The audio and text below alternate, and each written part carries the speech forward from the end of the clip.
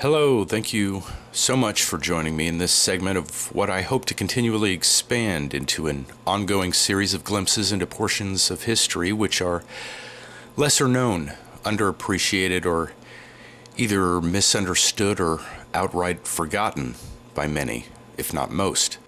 A brief preface here to say that regarding this particular presentation, you'll notice it's being posted prior to the standard Black History Month of February. I'm hoping to encourage people to educate themselves on any and all aspects of history. When a particular subject grabs you, read everything you can about it, and while doing so, read between the lines. Considering that most history is written by people who conquer or subjugate other people, when you read all you can from varying perspectives and political biases, including modern writing, a clear picture of either what really happened or what most likely happened very often emerges. As it is now, we have 1 month officially devoted to Black history. I, for one, look forward to the day when this comes to an end, when people everywhere recognize that we are all participants in the one universal history that is eternally in the making, when information and experience are equally given to all. And we begin. First, with the story of a man whose life's work runs along the general theme of my channel, a man who provided us with the foundation for the Western magical tradition, a man who said, at first, clairvoyance, like any movement, nervous or muscular, requires a special effort, but it soon becomes automatic, involuntary, mechanical. Keep your design constantly before you, and your soul and inner senses will make grooves for themselves and continue to move in them as cars on rails or wheels in ruts. Let your groove be clairvoyance. Paschal, Beverly, Randolph understood, and in this quote shares what today everyone's talking about as the secret. Basically, like attracts like. Attune your thoughts sincerely to what you want to manifest in your life, and it will happen through the natural bond between yourself and the universe. Randolph was born in 1825 to a white Virginian aristocrat and his black mistress named Flora. His father soon abandoned them, and Flora cared for him until she died from smallpox when he was just 5 years old. Those first 5 years of his life affected his psychological development to such a degree that it is probably very safe to assume that the short time with which she had to be a loving mother to him was enough to embrace him for the entirety of his life. She was of mixed ancestry, being both black and white as well as royalty, that is, a princess from Madagascar. During this earliest time of his youth, Randolph's mother constantly kept his imagination alive and excited with her exotic, worldly, mythological stories. After her death, her half-sister took him in, but offered nothing in the way of parental guidance, and he found himself in need of making his way entirely for himself. After 10 years of such ignorant treatment, he left home to become a sailor. For a period of 5 years, from age 15 through age 20, he sailed the world, living the adventures that were the stuff of his mother's stories, the memories of which accompanied him as his best friend. Randolph was a magician, particularly working with sex magic. And I mean true magic, not the fantasy fluff you see in Harry Potter or Charmed. Also, a medical doctor, a philosopher, poet, novelist, merchant seaman, Rosicrucian, alchemist, clairvoyant, spiritualist, and lifelong world explorer. He was an orator and spokesperson for the abolitionist cause before the Civil War. After the war, he worked to help former slaves become literate. He was a friend of Abraham Lincoln, Napoleon III, Charles Mackay, and fellow magicians, occultists, and writers such as Lord Bulwer-Lytton and Eliphas Levi. He's been described as half scoundrel and half genius. He was an intense activist for women's rights at a time when taking such a stance was not exactly the most popular one in the Civil War era. Moreover, a man of mixed race doing so. He was already breaking new ground with his many fields of study, not just as a man of mixed race, but because a genius simply does what he or she does without crying over spilled milk. Randolph supplied most of the practical teachings for the Hermetic Brotherhood of Luxor, and also influenced Theosophy, the Golden Dawn, Franz Barton, and Aleister Crowley. In fact, he was one of the major influences on Aleister Crowley's life's work, and he knew and used all the secrets of Hermetic and magical orders and fraternities before Crowley published and popularized many of them. Another literary celebrity he unwittingly inspired was the founder of Theosophy, Madame Helena Petrovna Blavatsky. Randolph introduced concentration techniques for use with magic mirrors. He also experimented with and extolled the benefits of what are drugs such as opium, belladonna, and many others. He even combined bottled magnetized water with iron filings to purportedly produce an equilibrizing current in the human body to encourage purification of the nervous system. He manufactured and sold a product called the New Orleans Magnetic Pillow, essentially a love charm containing lodestones and magnetic sand. I suggest that anyone who's laughing off all of this should study the properties of such things, and also bear in mind he was just as much a mystic as he was a scientist. Randolph's career was spent motivated by his conviction that the supernatural must be studied scientifically, and this he did with his students. His chief interest, it seems, judging by the development of his writing, teaching, and personal activity, was the exchange of electromagnetic energy between men and women during sex, and the particular ways it activates their chakras, which produces what he called the pellucid aroma of divinity. What makes all these details all the more amazing is that Paschal Beverly Randolph is an entirely self-educated man. He died in Toledo, Ohio in 1874 at the young age of 49 by a gunshot to his head under mysterious circumstances still disputed today. The local newspaper at the time indicated it was suicide, although much of his writing reveals his intense aversion to the very idea of suicide. The point is heavily argued that he was murdered in a jealous fit by a contemporary Rosicrucian. His literary legacy left to us today is truly an epic one.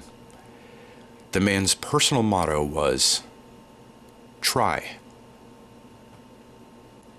We leave the story of the groundbreaking genius with his own words from his most famous work, Ulysses, The History of Love. A vast amount of physiological chaff is current in the world, originating in the pulpy brains of certain people with MD after their names. Folks who eke out a good living by putting medicines of which they know little into bodies whereof they know less. A still larger amount of chaff labeled philosophy is afloat, generated for the most part in the angular heads of people whom a chronic prostatitis or ovarian fever has so deranged that they really imagine themselves philosophers, being only shams, who propose to revolutionize the world, especially the domain of marriage land, by inculcating pudacious sophistries, better calculated to kill than to cure the victims on either side. One thing is certain: light is needed, and this work is meant to afford exactly what is required. Reaching outside of American history, we go now to Queen Nzinga Mbande, a ruthless and powerful 17th century African ruler of the Ndongo and Matamba kingdoms, modern-day Angola.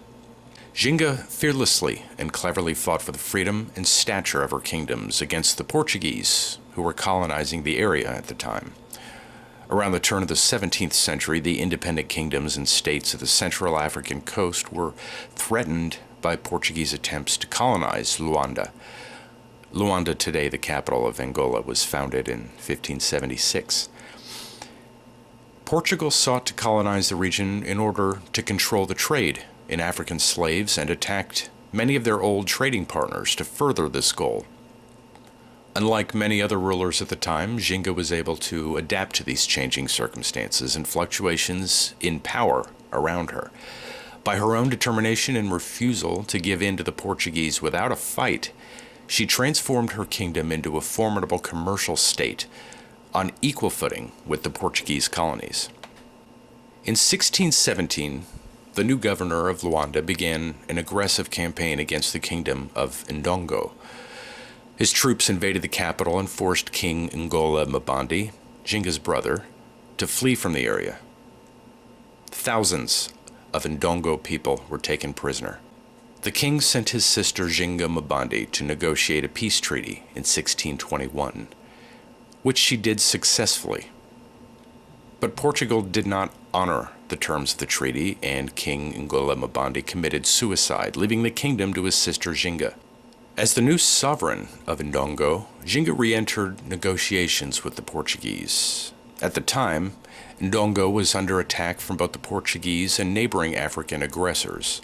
Nzinga realized that in order to achieve peace and for her kingdom to remain viable, she needed to become an intermediary.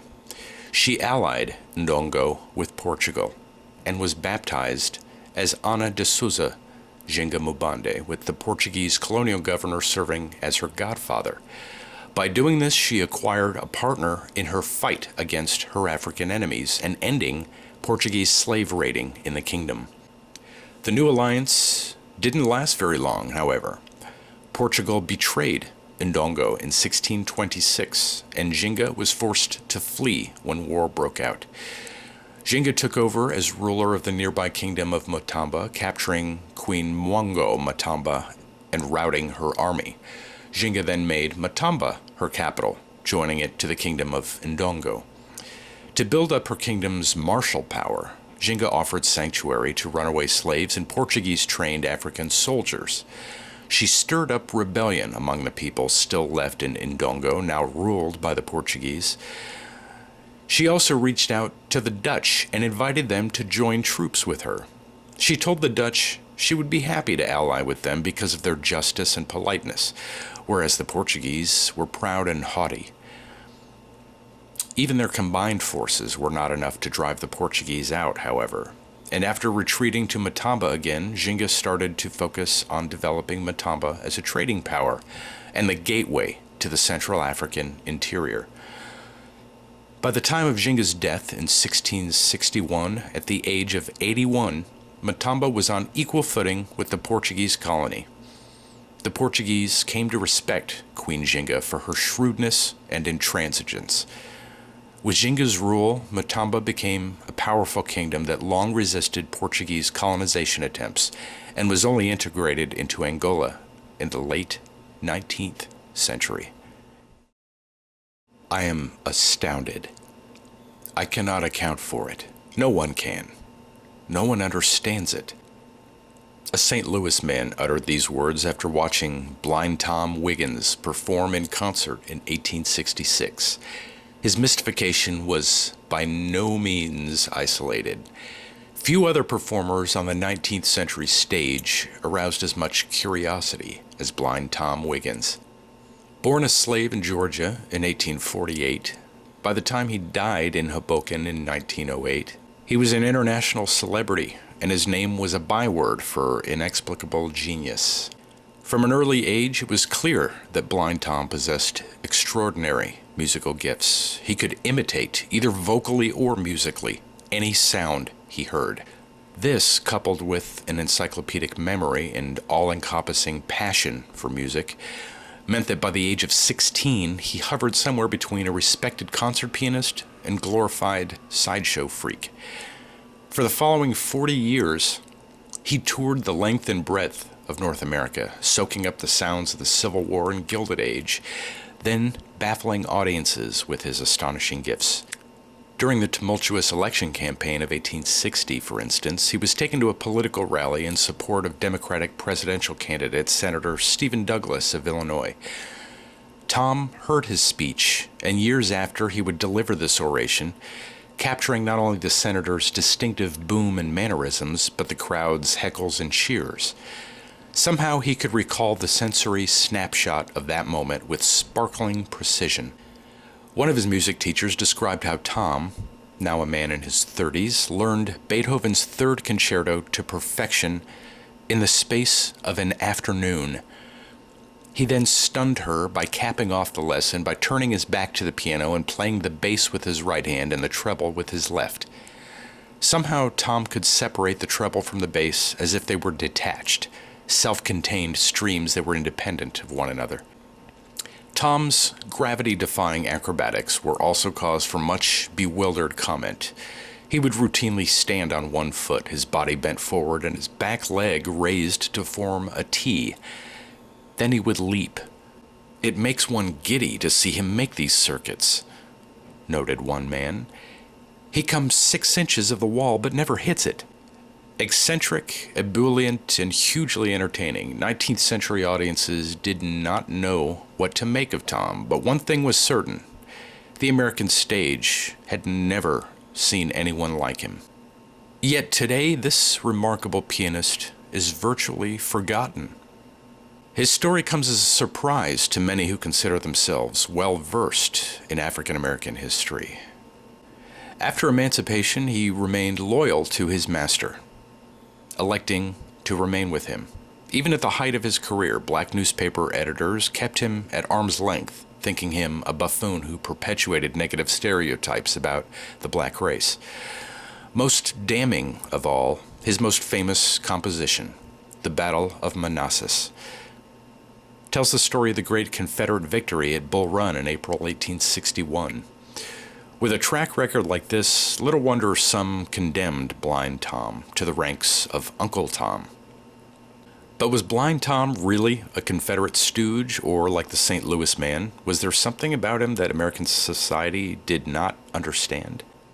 Drawing from the wealth of scientific research of the last 50 years, it is highly likely that Blind Tom Wiggins was a savant, most likely an autistic one. His brain was wired in a profoundly different way than most people. Thanks to the insights offered by high-profile savants like artist Stephen Wiltshire, poet Tito Mukopadje, scientist Temple Grandin, and brain man Daniel Tammet, we can now envisage what it is like to experience the world in rich sensory detail, unfiltered by cultural constructs like politics and social conventions. We can start to imagine experiencing numbers as colors, memory as photographs, music as ecstasy, and information in disconnected fragments. When Blind Tom was alive in the late 19th century, his extraordinary powers and bizarre behavior were viewed exclusively through the prism of race or the supernatural. Spiritualists thought him a medium channeling the music of the great masters, while social Darwinists, obsessed with race hierarchies, insisted that his compulsive urge to move and natural musicality, indeed everything about him, were intrinsic expression of his Africanness. Both views ultimately denied him his humanity, and this is what I most wanted to restore when I set upon writing The Ballad of Blind Tom. I wanted people to understand why he could perfectly replicate Senator Douglas's speech, yet not comprehend the meaning of the words he was uttering. Explain why he, a slave, was no indifferent in his own bondage and emancipation. Reveal the depth of his passion for music. Glimpse the bliss he felt while playing, and hear the Battle of Manassas not as a piece of political propaganda, but a journey into the maelstrom of battle. Blind Tom existed in two worlds. The brutally racist world he lived in had little bearing on the symphony inside his head. It was a situation ripe for manipulation. Tom's loyalty could be secured with little more than a quality piano and morsels of food. Guileless, gullible, and prone to anxiety, he accepted without question the lies his extravagantly wealthy masters and manager were feeding him. That other people were strangers who were out to do him harm, that if he did not relentlessly tour, he would never hear the buzz of an adoring public again. The fact he was routinely called an idiot was skillfully masked from him. Sadly, as time went on, he would experience this also from his ex-wife, and at times managed to successfully demote him from being central to his own financial matters. Yet when it came to music, Tom was uncompromising. The world he perceived was alive with vibration, which he gave voice to with unflagging zeal. Mark Twain witnessed this by chance on a train. For 3 unbroken hours he watched Tom howl along to the hiss, clack, and whistle of a locomotive. What a wild state he was in! Blowing off gauge cocks, ringing his bell, thundering over bridges with a row and a racket like everything going to pieces, whooping through tunnels, running over cows. Heavens, I thought, will this devil never run his viewless express off the track and give us a rest? A Washington Diane felt the same wistful admiration when she saw Tom dance through a rose garden one full-mooned summer's night.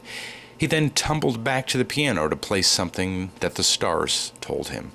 Opening with a prelude of exquisite chords, he suddenly burst into such brilliant, such wildly gay, at one moment and at the next such heartbreaking melodies as never heard below the stars.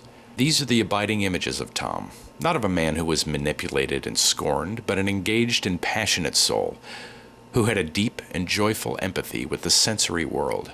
In relaying it to the world, he reminded a generation of Americans of the complexity of the human condition.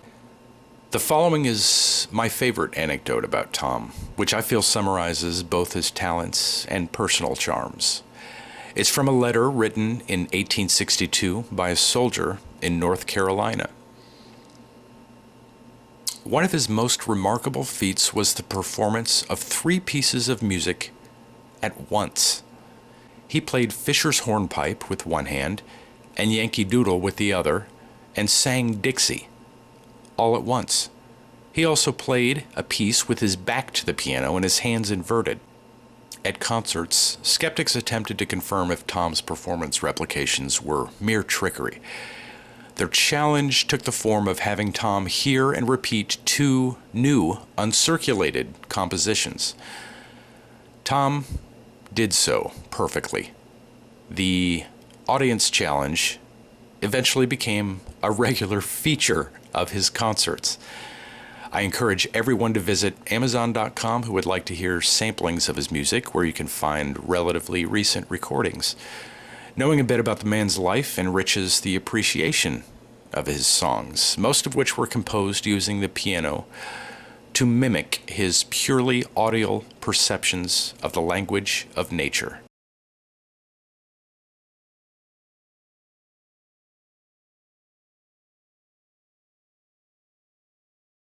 I'm a woman who came from the cotton fields of the South. From there I was promoted to the wash tub. From there I was promoted to the cook kitchen. And from there I promoted myself into the business of manufacturing hair goods and preparations. I have built my own factory on my own ground.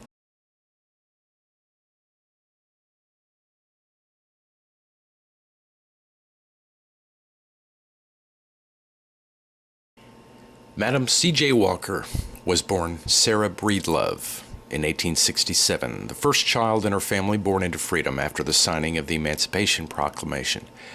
Her parents and 5 older siblings were slaves on a plantation in Louisiana. By the time of her death in 1919, Madam Walker was the wealthiest black woman in America and the first self-made female American millionaire. Sarah's parents died when she was only 7 years old, and she moved in with her sister and brother-in-law and soon began working to help support their family. She married when she was 14 to escape her brother-in-law's abuse. Her husband died when Sarah was 20, leaving her to raise their 2-year-old daughter, Aaliyah, by herself. Sarah began experiencing hair loss at a young age. Hair loss was a very common problem at the time. People found it difficult to bathe and wash their hair as often as we do today because most lacked access to things like indoor plumbing, central heating, and electricity. Sarah began experimenting with different products and home remedies, eventually creating her own shampoos and hair treatments. She named her company after her husband at the time, Charles Joseph Walker, and began selling products such as Madam Walker's Wonderful Hair Grower and Madam Walker's Vegetable Shampoo. Designed specifically for black women, her hair products were completely unique at the time. She began selling her products door to door and teaching the women she met all about hair and scalp treatments. Her business was so successful that she was soon selling her products across the United States. Sarah's daughter ran a mail-order business from Denver while Madam Walker traveled the states, finally settling in Indianapolis, where she opened her own factory. After establishing her headquarters there, she expanded her company internationally to Jamaica, Cuba, Costa Rica, Panama, and Haiti. Her company employed thousands of people, including many African American women, and was the largest African American owned business in the nation. Not only did Madam Walker create incredibly successful business against all odds, she also used her wealth to oppose racism and support institutions to assist African Americans. She said that she wanted to be a millionaire not for herself, but for the good she could do with it. Besides lecturing on these issues at various conventions, Sarah also made the largest contribution to save the house of Frederick Douglass, donated money to the NAACP, the YMCA, and to black schools, organizations, individuals, orphanages, and retirement homes, spent $10,000 every year for the education of young black men and women, encouraged political activism in her employees, joined the leaders of NAACP in their efforts to support legislation to make lynching a federal crime, even going herself to the White House to petition in favor of anti-lynching legislation. Today, there are two National Historic Landmarks associated with Madam Walker. Her New York estate, called Villa Lewaro, in the Madam Walker Theater Center, built in Indianapolis in 1928, which is now a cultural arts center. She also appears on a commemorative United States Postal Service stamp as part of its Black Heritage series. Much of what we know today about Madam Walker is due to the efforts of her great-great-granddaughter, author, journalist, and public speaker who runs the official Madam C.J. Walker website and is her official biographer.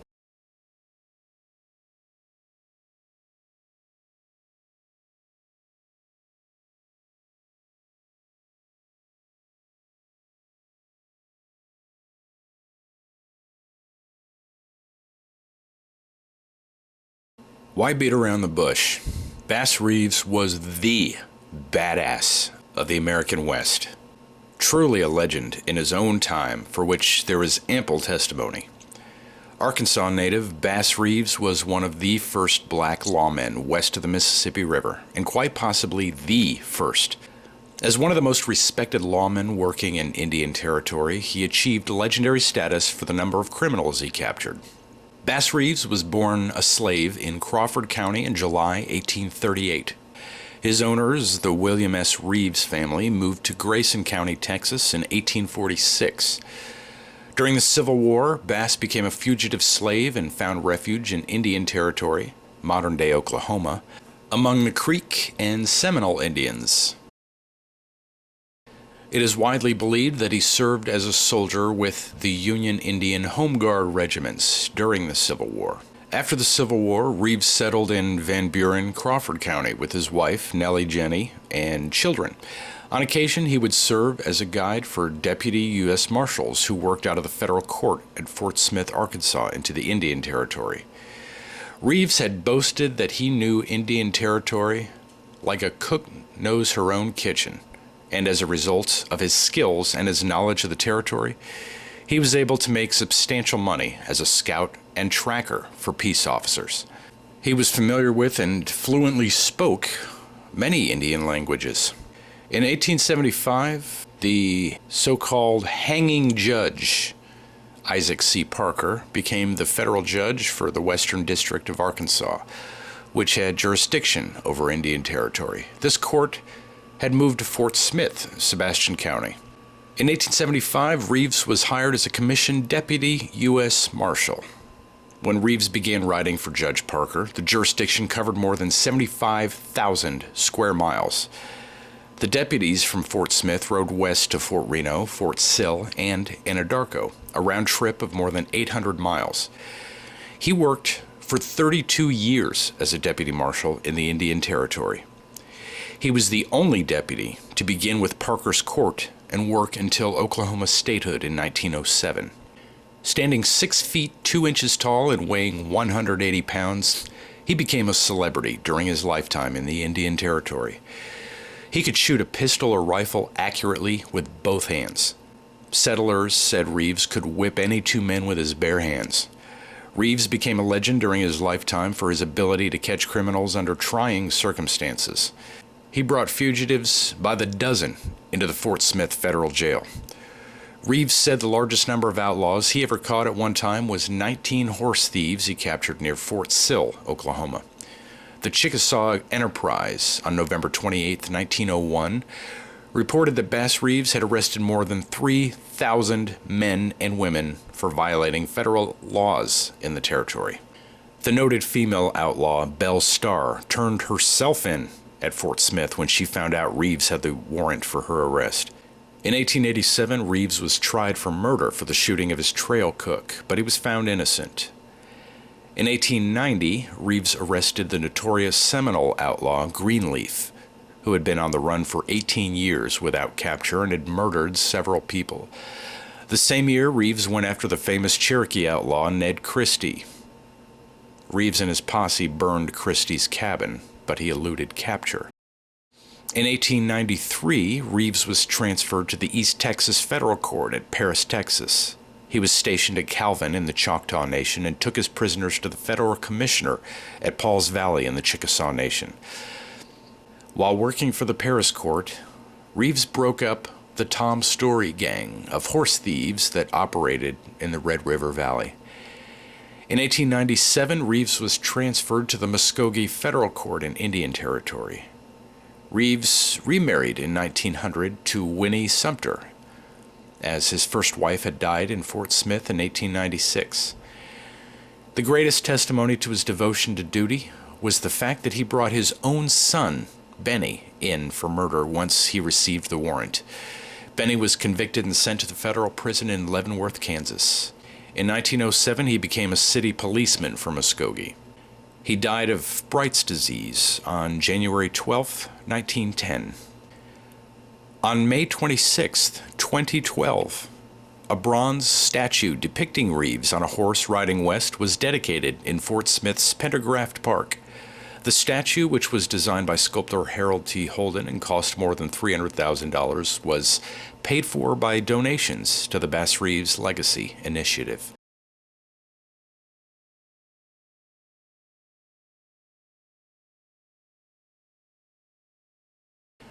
It doesn't have to have happened a long time ago to be history. Immaculée Ilibagiza is a living example of faith put into action. She was born in Rwanda and studied electronic and mechanical engineering at the National University. Her life was transformed dramatically during the 1994 Rwandan genocide, when on the 7th of April of that year, the president of Rwanda died. All the country's social activity shut down. Voices of the Hutu militia were heard on the radio, giving orders to kill all the cockroaches wherever found. So began the events which, at the end of it all, left almost 1 million Tutsi people slaughtered in just 100 days by the significantly more populous Hutus. They did all this with, more than anything, machetes. 3 out of every 4 of the country's Tutsis were killed. When it began, Immaculee's father told her to run to a minister's house 3 miles away and to beg him to hide her. The minister was a Hutu, a member of the majority tribe that had begun killing the Tutsis. But he had been a friend of the family's. He took her in and hid her, along with 6 other women, in a tiny, rarely used bathroom where she couldn't have imagined what she was in for, even at that moment when the horror was already very real outside. They were well hidden, even from the Hutu pastor's own large family. She and the other women spent 91 days huddled silently together in the cramped bathroom. Just to make sure the gravity of this situation is sinking in, I want to make sure you understand that's 3 months in one small room with 6 other people. Immaculée entered the bathroom a vibrant 115-pound university student with a loving family. She emerged weighing just 65 pounds. That's roughly half her weight from the time this all started, to find that almost all of her family had been brutally murdered. In this experience, she did the only thing she could do, giving it everything she had. She prayed and found her faith. This woman gained a characteristic that I can hardly imagine personally, which is forgiving the people who murdered her family. She is very much a Catholic, and I am very much not. But this is where names of religions and all their traditions just fade into the background, at least as I see it. Think of the psychological effect such a thing would have on almost anyone, how you could let it affect you. Then go look further into her story and see the inner strength this woman found and kept and shared ever since these events. Here's what she said when given the chance to come face to face with one of her family's killers. I'm like, oh, you know what, it's okay. It's okay, really, I forgive you. Deal with it. It is bigger than me. Just deal with it. I hope you can find hope. And you know, it was a relief that now I know nothing is going to test me more than this. Immaculée Ilibagiza has since started her own family, marrying happily and having 2 children. She's a thrice published author, writing about her recollections of her experiences, but more importantly, what she gained from them. There's a time where I felt that he was teaching me about forgiveness and hating. I remember about love. And of course I'm like, oh please, those people, they're evil. You know, that was my first reaction. Don't tell me to love them. And then I was like, you know what, just tell me, how do I do that? The sin is terrible, Immaculée. The sin is terrible. Hate it, and how do you hate it? Is to pray for these people to be delivered from the power of evil. She speaks all over the world and is the recipient of the 2007 Mahatma Gandhi Reconciliation and Peace Award. She founded a charity organization for orphans of the Rwandan Holocaust, which has since evolved into an educational aid program embracing the entire country.